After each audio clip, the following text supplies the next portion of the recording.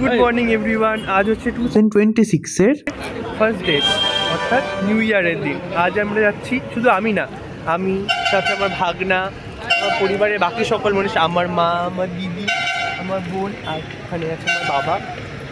আমরা সবাই মিলে আজ যাচ্ছি কানকি ধামে। তো এখন আমরা সকাল থেকে এত লেট করেছি, মানে এত তাড়াহুড়ো করে ব্যাপার স্যাপার সব করতে হয়েছে যে সকালে উঠে আর ব্লগ করতে পারিনি। তো এখন ডিরেক্ট বাস স্ট্যান্ডে এসে আমরা বাসের জন্য ওয়েট করছি, আর আমি ব্লগ স্টার্ট করেছি।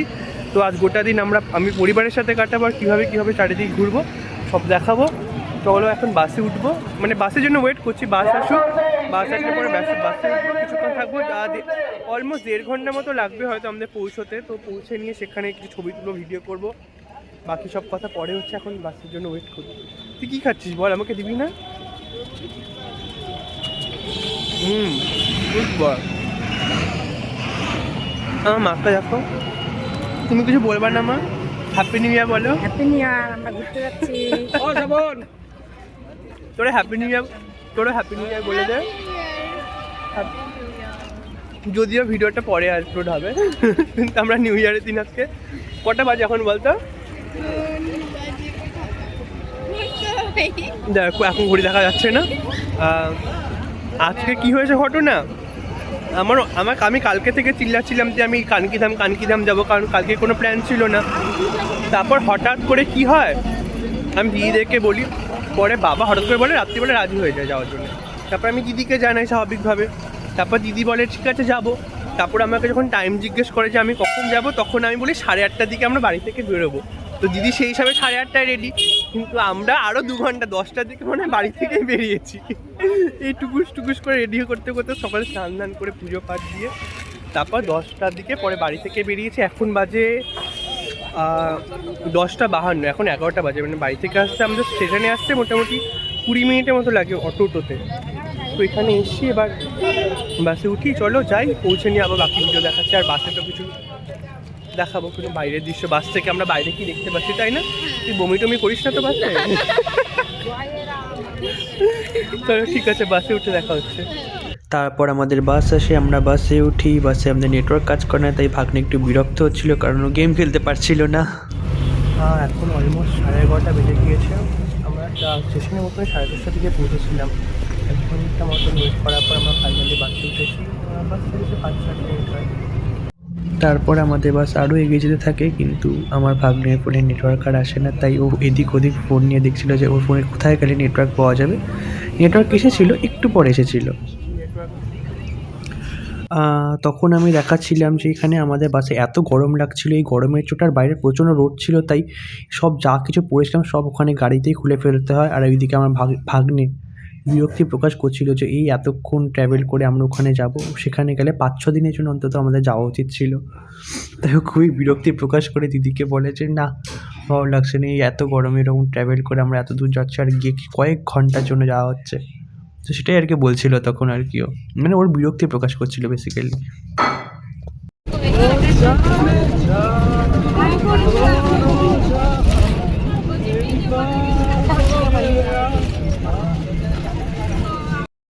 তো এখন ব্যাপারটা যেটা হয়েছে যে বাস আমাদের খেতে দাঁড়িয়েছে খুব আনএক্সপেক্টেডলি, যেটা এখানে আমাদের সাধারণত ইসলামপুরে বাস দাঁড়ায় খেতে, কিন্তু আমাদের এখানে বাস খেতে দাঁড়িয়েছে। আমাদের তো কিছু খাবার নেই, কারণ আমরা সকালবেলা পেট পুজো করে এসেছি, এক গাদা করে ভাত খেয়ে এসেছি আমরা সকাল রান্না করে।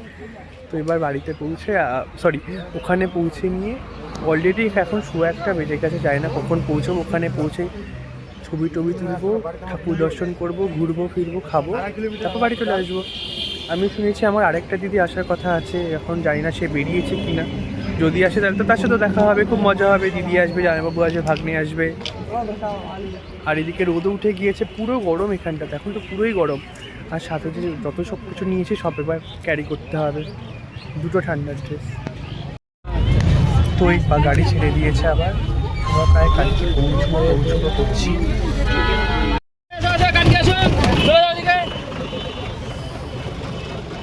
আরে তখনই আমাদেরকে মানে গাড়ি দাঁড়িয়েছিল দেখলে না তখন, আর তখনই আমাদেরকে নামিয়ে দিয়েছে। দেখো এই সাথে এই সব ক্যারি করতে হচ্ছে। আমি জানতাম না এত তাড়াতাড়ি চলে আসবো, একটু আগে তো দাঁড় করালো। চলো রাস্তা ক্রস করো।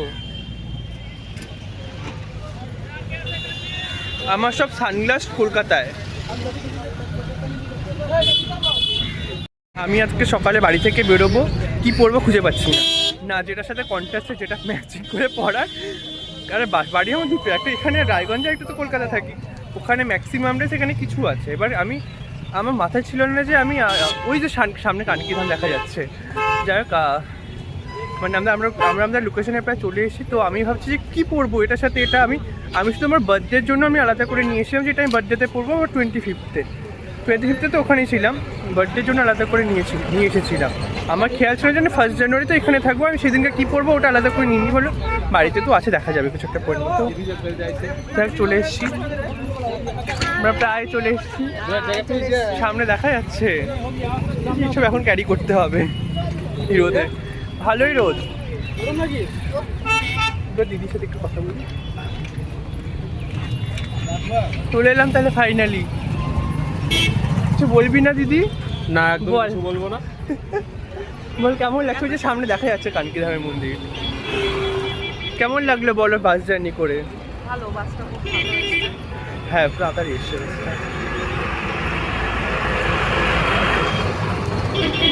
তো আমরা রাস্তাতে চলছিলাম, ঠিক এমন সময় আমাদের সামনে দিয়ে টকবক টকবক করে একটি ঘোড়ার গাড়ি ক্রস করে যায়।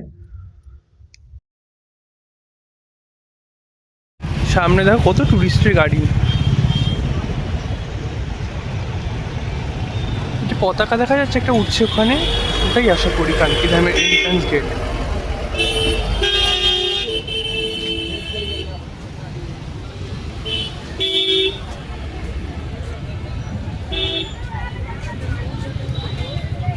বলেছিলাম এটাই কানকিধামের এন্ট্রান্স গেট।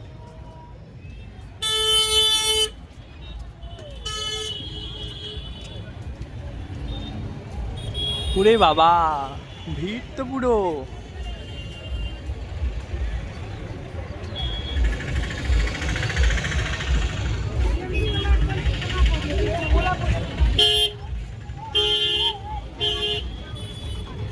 এই যে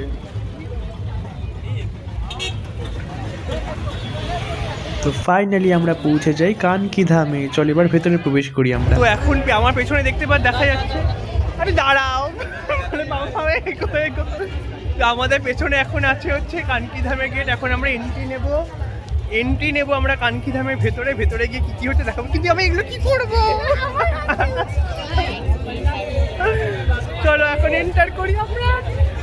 আমি গেটের সামনে দাঁড়িয়ে একটু ছবি তুলছিলাম, তাই একটু লেট হয়েছিল আমার ভেতরে ঢুকতে। এই দেখো আমরা গেট দিয়ে, মানে মেইন এন্ট্রান্স যেটা হয় আমাদের কানকিধামে, সেটা দিয়ে ভেতরে ঢুকছি। আর ভেতরে প্রচণ্ড ভিড় ছিল। আমি একবার পুরোটা তোমাদের দেখিয়ে দিই ওয়াইড অ্যাঙ্গেল ভিউয়ে। দেখো এই যে এখন যেটা দেখা যাচ্ছে ওটাই হোয়াইট কালারের যে মন্দিরটা, সেটা হচ্ছে মেইন কানকিধাম। হ্যাঁ, এটা হচ্ছে মেইন কানকিধামের মন্দিরটা, আর বাকিগুলো সব মন্দির আশা করি। আর পুরো গ্রাউন্ডটা দেখো মানুষে ভরা, আর ওইদিকে মেলার মতন বেশ আয়োজন করা হয়েছিল, যেহেতু নিউ ইয়ার ছিল। তো আমরা এখন এখানে লম্বা একটা জুতো কেন বলছি, মানে মন্দিরে ঢোকার জন্য একটা লম্বা লাইনে দাঁড়িয়েছি। তো আমাদের এই জুতো ওখানে রাখতে হবে। জুতো রাখার ব্যবস্থা ওখানটায় তেমন নেই, বাইরে আলাদা করেই রাখতে হবে। এই লাইনে দাঁড়িয়েছি, এই লাইন কখন গিয়ে মন্দিরে পৌঁছবে আমি তোমাদের দেখাচ্ছি যে কত লম্বা লাইন। ঠিক এটা, এই দেখো লাইন এখান থেকে চলছে, এই সোজা গিয়ে নিয়ে ওই দিকে ঘুরে ওই দিকে মন্দিরের সিঁড়ি, সেখান থেকে উঠে আমরা মন্দির দর্শন করব। নাইস না? খুব মজা লাগবে। জানি না এই লাইন কতক্ষণে, এখন দেখি কটা বাজে আর কটার সময় মন্দিরে উঠি আমরা।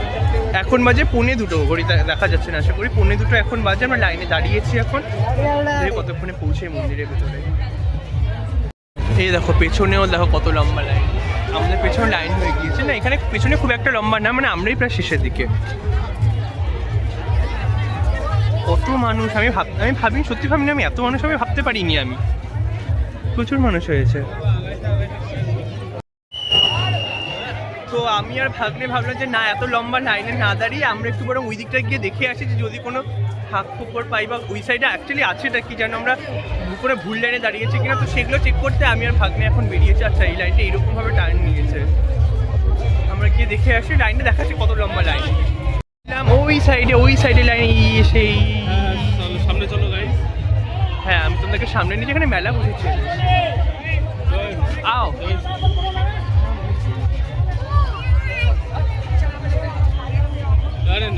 গৌতম লাইন রে।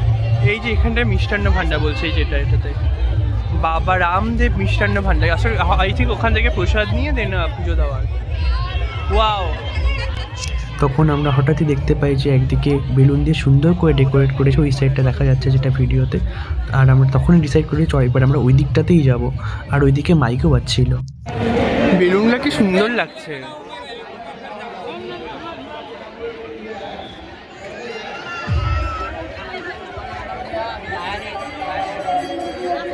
এটাও একটা মন্দির দ্বীপ, এটাও একটা মন্দির, এটাও একটা মন্দির। এখানে ঘন্টা টন্টা বাচ্চা ওই যে চামচ দিয়ে মাথায় হাত বোলাচ্ছে।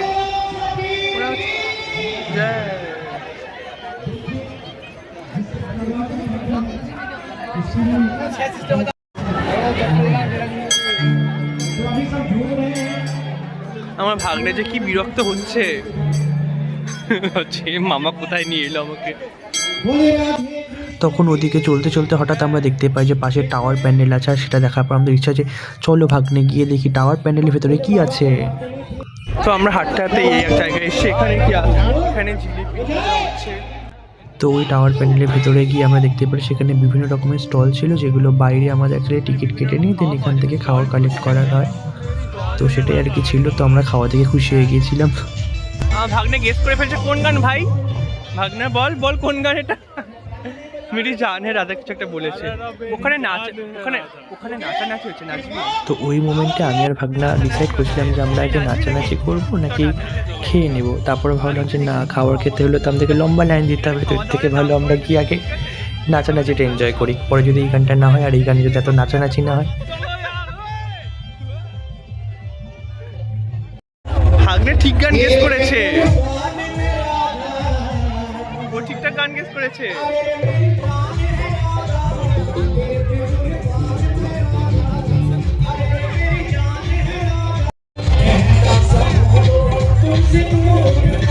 তো ওখানে খুব সুন্দর গান বাজনার প্রোগ্রাম হচ্ছিলো, সেটা দেখে আমি আর ভাগ্নে আরও কাছে যাই সেটা দেখার জন্য, এবং আমরা সেখানে একটু এনজয় করি। ভালো গান হচ্ছিলো, বেশ ভালো লাগছিলো আমাদেরও। আর ওখানে যারা ছিল তারাও খুব আনন্দ করছিল আমাদের মতনই।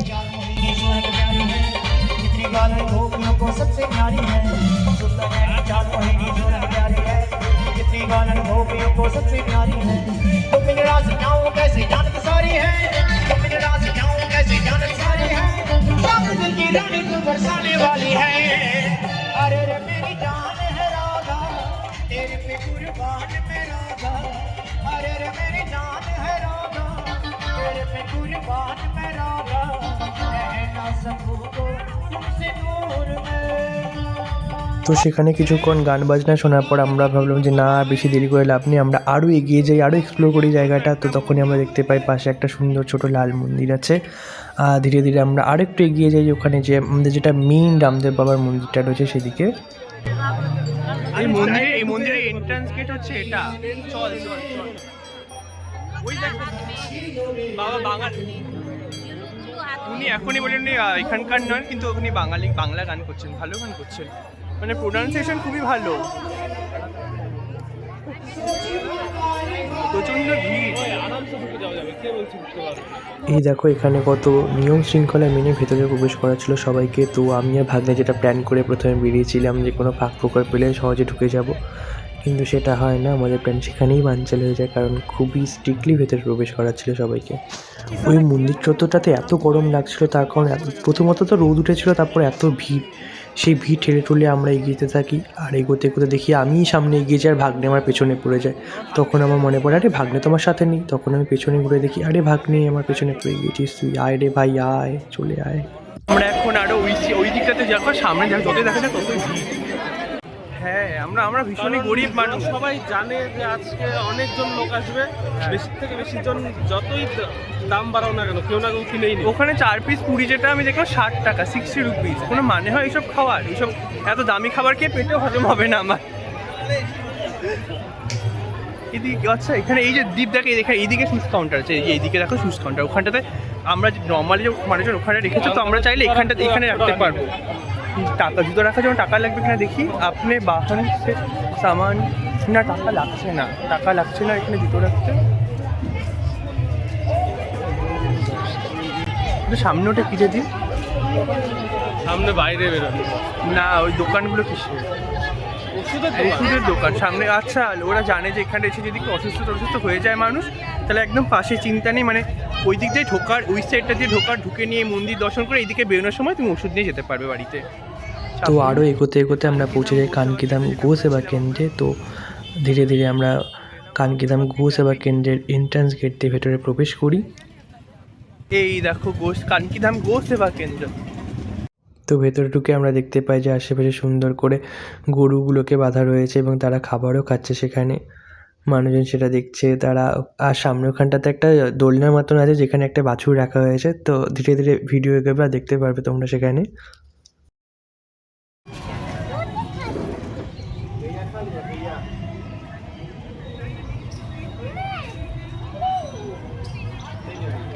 তো আমি যেটা বলছিলাম যে সেই দোলনার কথাটা, এই যে সেই দোলনা যেখানে বাছুর রাখা হয়েছে এবং সেটাকে দোলানো যাবে। দেখো কি কিউট লাগছে। যাদি তুইও দোলা দে। তুই দোলা দিবি? চল দোলা দিই একসাথে একটু, চলো।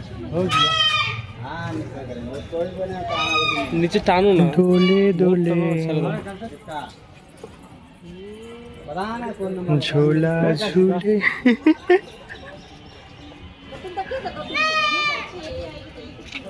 এক বাচ্চা, এই আরেক বাচ্চা।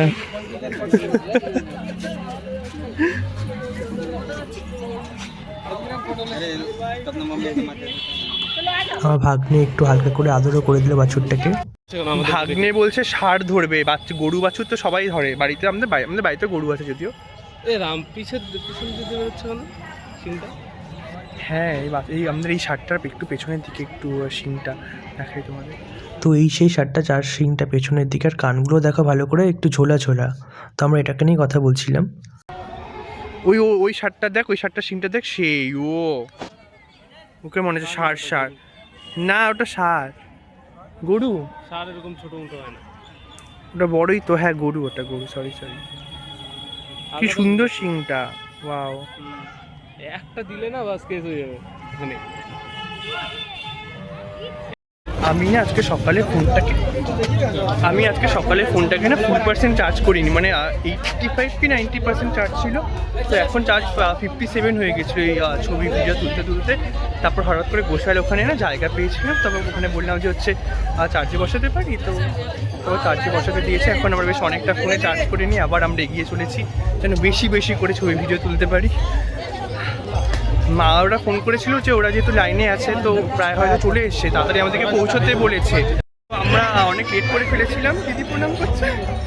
আমরা অনেক লেট করে ফেলার পরে মা তো সমানে বকা দিয়েছে পরে। যাই হোক এখন আমরা মন্দিরের ভিতরে দেখো বাইরের লাইনে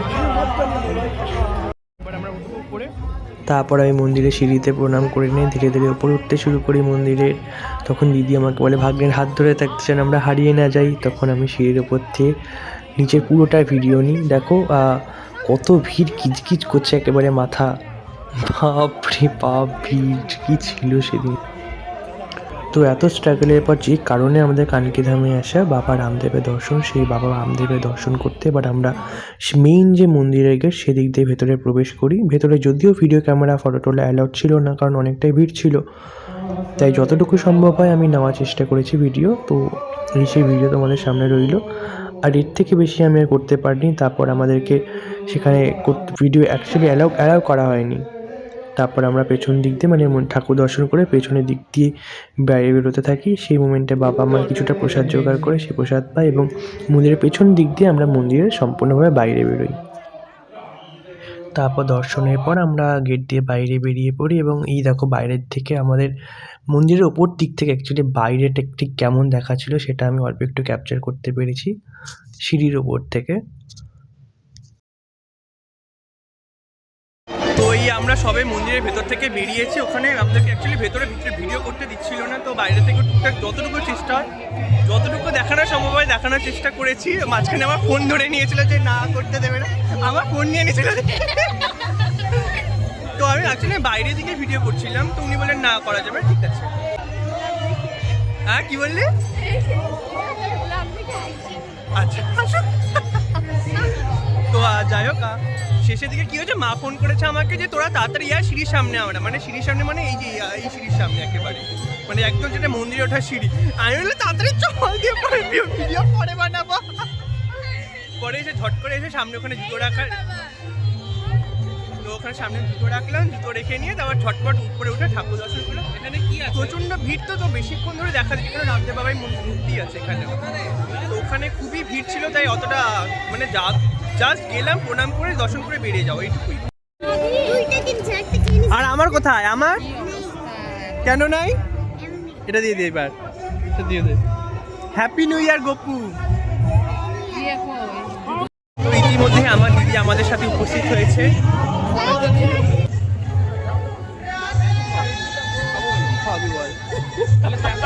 আমার দিদি এত লজ্জা পায়,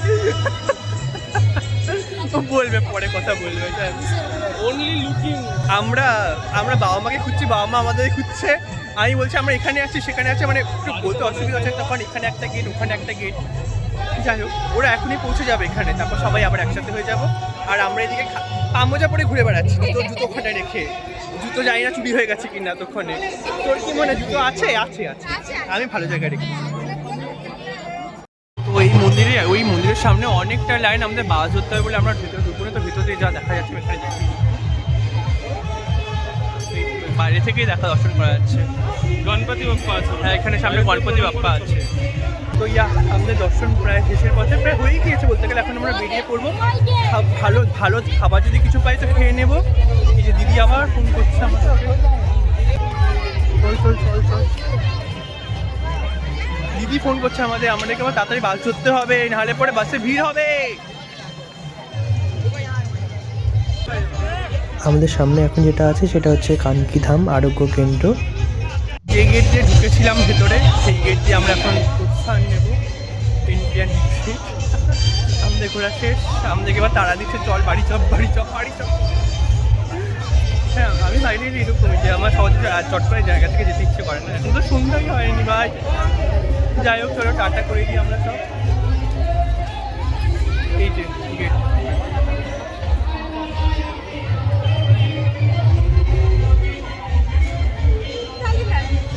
বলো বাবা কেমন ঘুরলে তুমি?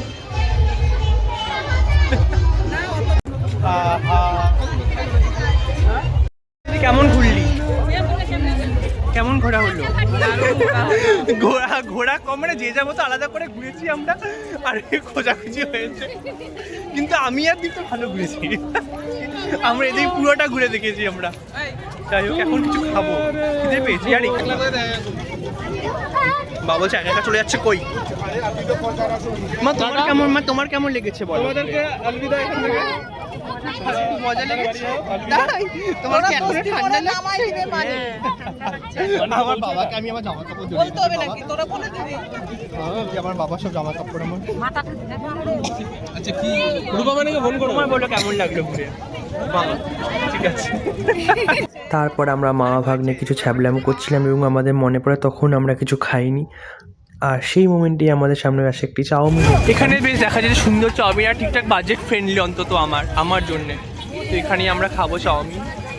We are waiting for our chow mein. কি সুন্দর লাগছে দিদিকে আমার, হাই নজর না লাগে। চলো ফির মিলেঙ্গে কবি। টেস্ট করে বলতো কেমন, রিভিউ দে। রিভিউ দে। অনেক রিভিউ দিই, ভালো খেতে হয়েছে তোমার ইউজ করা। তারপর আমার হাতেও চাউমিন চলে আসে এবং আমরাও খেয়ে নিই চাউমিন। তারপরে সেই চাউমিন খেয়ে নিয়ে কিছুক্ষণ রাস্তার সামনে ওয়েট করতে আমরা পেয়ে যাই রায়গঞ্জের বাস, আর সেই বাস ধরে আমরা চলে আসি রায়গঞ্জে। বাসে উঠে একটু ভিড় ছিল তাই ভিডিও করিনি, সোজা ঘুমিয়েই পড়ি। ঘুমিয়ে পড়ে একদম 5:15 নাগাদ রায়গঞ্জে পৌঁছে যাই এবং আমার পেছনে যে ক্যাফেটা রয়েছে সেই ক্যাফেতে বাবা জিজ্ঞেস করে কোনো খাওয়ার আছে কি না, সেখানে তখনও খাওয়া রেডি হয়নি। তো আমরা হাঁটছিলাম একটু কিছু খেয়ে নেবো। বাবা মা সাধারণত দ্বাদশী করছে তাই তারা কিছু বাইরে খাবে না, আমার জন্যই খাওয়ার খোঁজা হচ্ছিলো। তো ওই দোকানে তখনও খাওয়া রেডি হয়নি, তো আমরা আরেকটু হাঁটছিলাম যে তখন ডিসাইড করছিলো, আমাকে জিজ্ঞেস করছিলো যে আমি কি খাবো না খাবো, তো ওরকম যা খুশি একটা খেলেই হলো। তো খাবারের জন্য হেঁটে চলেছি, তারপরে সেই খাবার খেয়ে নিয়ে বাড়ি চলে আসি টোটো ধরে। তো ইয়েস এখন বাজে এক্স্যাক্ট 6টা।